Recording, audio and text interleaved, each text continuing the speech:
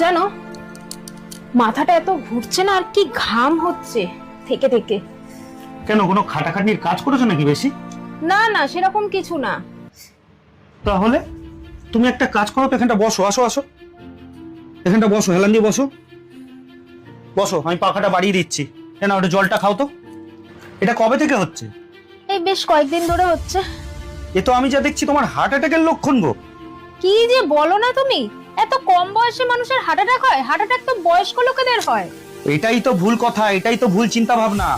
একটা সময় ছিল যখন 65-70 বছরের পর মানুষদের হার্ট অ্যাটাক হতো, আর এখন দেখো 25-30 বছর মানুষদেরই এখন হার্ট অ্যাটাক হয়ে যাচ্ছে। একটা গবেষণায় দেখা গেছে যে 50% হার্ট অ্যাটাক 50 বছরের কম বয়সী লোকেদের মধ্যেই দেখা যাচ্ছে, এবং 25% হার্ট অ্যাটাক 40 বছরের কম বয়সী মানুষদের মধ্যে দেখা যাচ্ছে।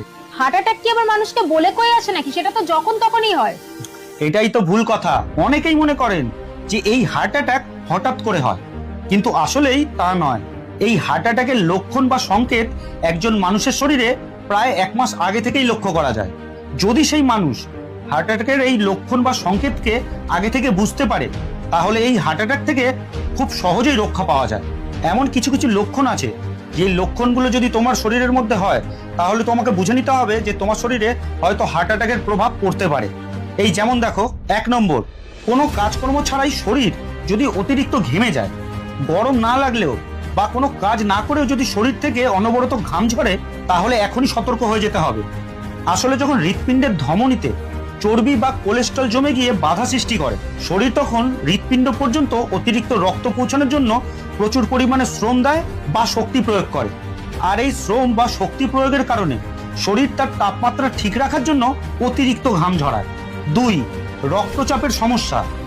যদি তোমার মাঝে মাঝে হঠাৎ করে মাথা ঘুরে যায় বা প্রেশার আপ ডাউন করে, তাহলে এটাকে সহজেই অবহেলা করবে না, কারণ ধমনীতে বাধা পাওয়ার জন্য রক্ত চলাচল ধীর গতিতে হয়ে যায়, আর এই জন্যই দুর্বলতা আর মাথা ঘোরার মতন সমস্যা দেখা দেয়। 3 নম্বর, বুকে ব্যথা হওয়া।